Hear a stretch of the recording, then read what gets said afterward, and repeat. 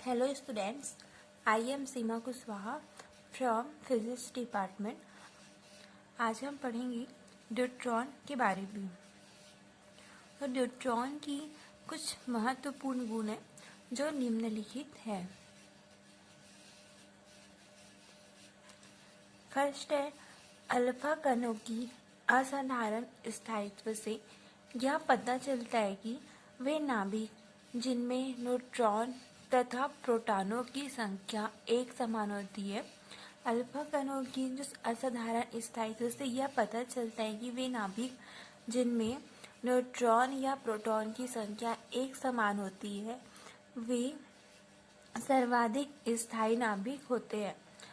Neutron लगभग 2 समान द्रव्यमान m से मिलकर बना होता है, अतः इस निकाय का समानित द्रव्यमान है 1/2 m होगा।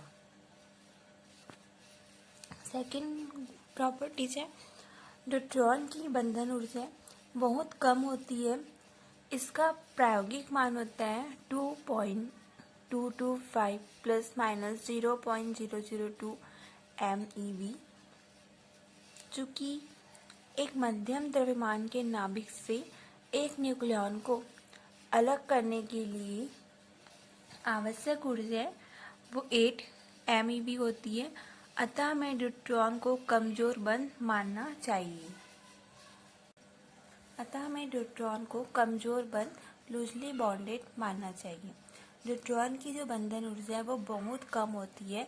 इसका जो प्रायोगिक मान है वो 2.225 plus minus 0.002 mega electron volt होता है, जो कि एक मध्यम द्रव्यमान है। उसके नाभिक से एक न्यूक्लियॉन को अलग करने के लिए जो आवश्यक ऊर्जा होती है वो होती है 8 मेगा इलेक्ट्रॉन वोल्ट। अतः हमें न्यूट्रॉन को कमजोर बंध मानना चाहिए। थर्ड प्रॉपर्टीज है, न्यूट्रॉन के मूल अवस्था ग्राउंडेड स्टेट की कोणीय संवेग क्वांटम संख्या, जिसे प्रायः नाभिकीय स्पिन कहते हैं, का निर्धारण बहुत से प्रकाशीय रेडियो आवृत्ति तथा सूक्ष्म तरंग विधियों में से एक से ज्ञात किया जाता है। यह दर्शाता है कि स्पिन जो है वो एक दूसरे के समांतर होते हैं। त्रिक अवस्था ट्रिपलेट स्टेट तथा न्यूट्रॉन का अपने उभयनिष्ठ द्रव्यमान केंद्र के सापेक्ष कक्षीय कोणीय संवेग 0 होता है, अतः मूल अवस्था जो होगा वो 3s अवस्था होती है।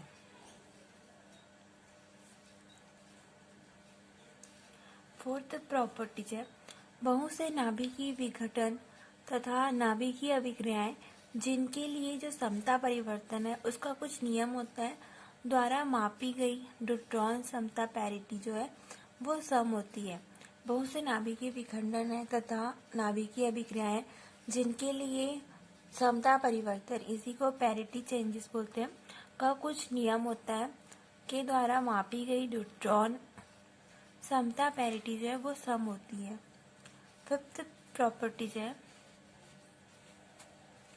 प्रोटॉन तथा न्यूट्रॉनों के चुंबकीय आघूर्ण क्रमशः होंगे 2.79275 μN तथा -1.91315 μN का योग न्यूट्रॉन के चुंबकीय द्विध्रुव आघूर्ण 0.85735 μN के बराबर नहीं होता, जिसे चुंबकीय अनुनाद अवशोषण विधि द्वारा मापा गया है।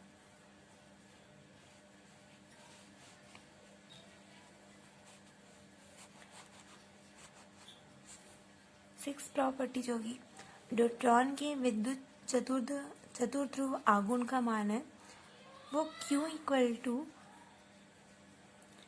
0.00282 इंटू 10⁻⁻28 मीटर स्क्वायर ज्ञात करने के लिए रेडियो आवृत्ति आणविक पुंज का उपयोग किया जाता है।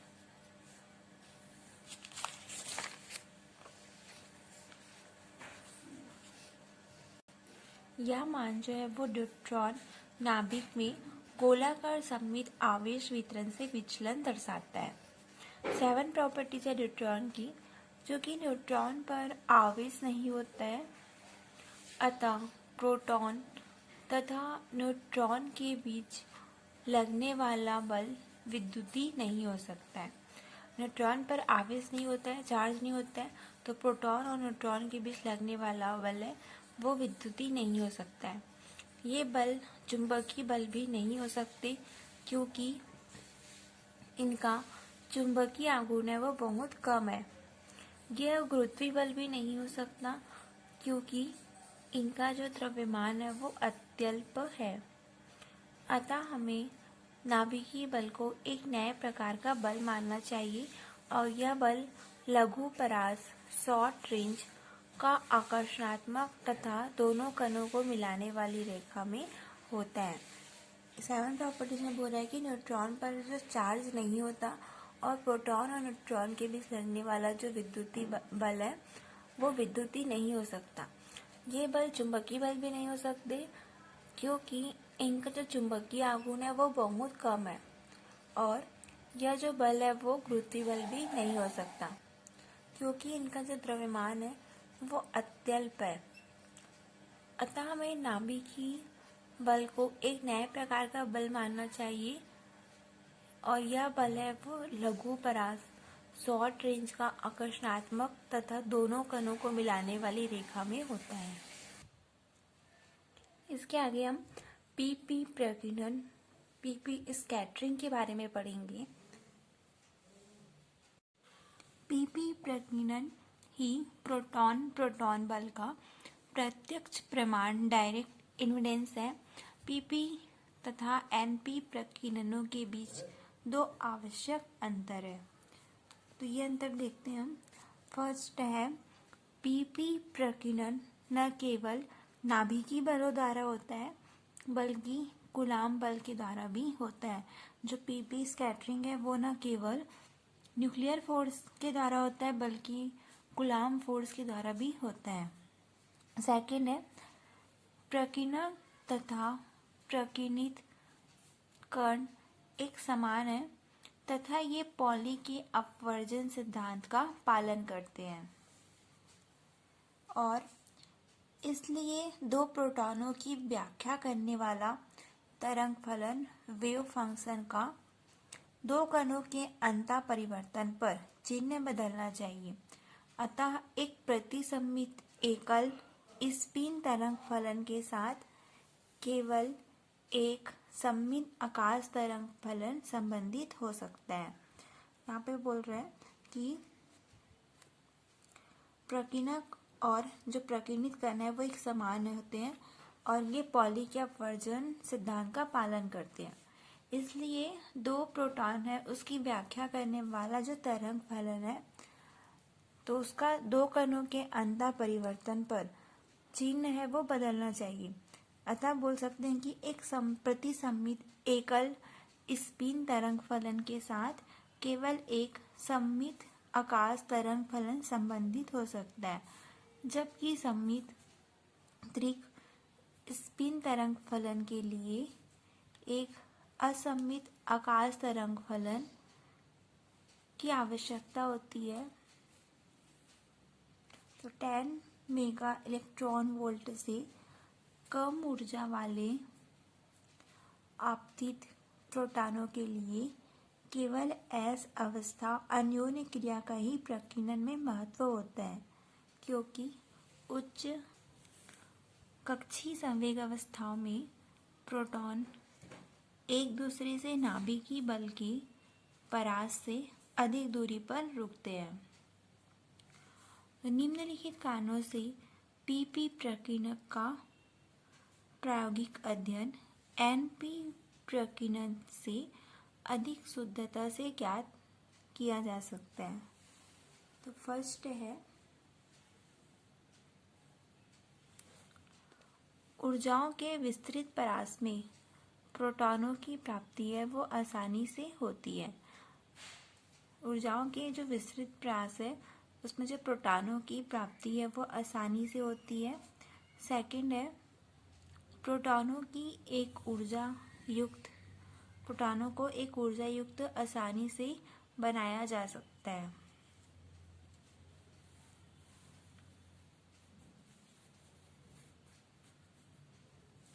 थर्ड है प्रोटॉनों का संकीर्ण पुंज प्राप्त किया जा सकता है। फोर्थ है प्रोटॉनों को उनके आयनन गुणों के कारण आसानी से पहचाना या संसूचित किया जा सकता है। प्रोटॉन है उनको उनके आयनन गुणों के कारण आसानी से पहचान सकते हैं और संसूचित कर सकते हैं। फिफ्थ है प्रोटॉन संयोग फर्मी सांख्यिकी का पालन करते हैं। इससे प्रोटॉन प्रोटॉन प्रकीर्णन का विश्लेषण है वो सरल हो जाता है।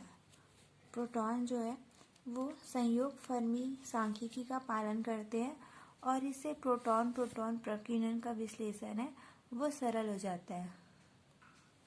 6 है प्रोटॉनों का नाभिकीय प्रकीर्णन के साथ साथ कूलॉम प्रकीर्णन भी होता है और इससे प्रोटॉनों का संवेदनशीलता उन स्थितियों के लिए बढ़ जाती है जहाँ प्रकीर्णन प्रायिकता है वो बहुत कम होती है तथा इससे नाभिकीय प्रकीर्णन से उत्पन्न होने वाला कला व विस्थापन का चिन्ह भी प्राप्त होता है। इसके बाद हम एनपी प्रकीर्णन एनपी स्कैटरिंग के बारे में पढ़ते हैं।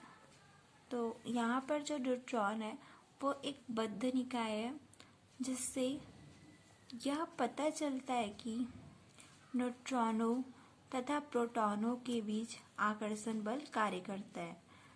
इसके अलावा मुक्त न्यूट्रॉनों द्वारा प्रोटॉनों के प्रकीर्णन का अध्ययन करके न्यूट्रॉन के अंतर न्यूक्लियन बलों के बारे में जानकारी प्राप्त किया जा सकता है।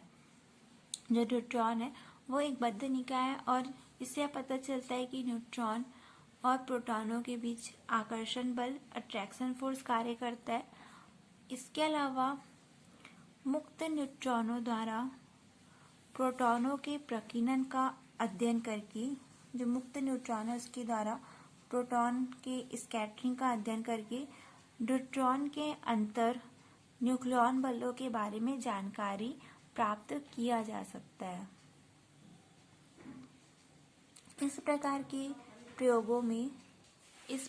प्रयोगों में न्यूट्रॉनों का एक समांतर पुंज है जो उस लक्ष्य से टकराता है या पड़ता है जिसमें हाइड्रोजन परमाणु उपस्थित होता है और इससे विभिन्न कोणों से विक्षेपित होते हुए न्यूट्रॉनों की संख्या न्यूट्रॉन ऊर्जा के फलन के रूप में ज्ञात कर लिया जाता है। चूंकि न्यूट्रॉनों का कोई आवेश नहीं होता है अतः ये विद्युत क्षेत्र द्वारा विक्षेपित नहीं होते तथा इनका प्रकीर्णन नाभिकीय बलों की क्रियाविधि का प्रत्यक्ष रूप होता है।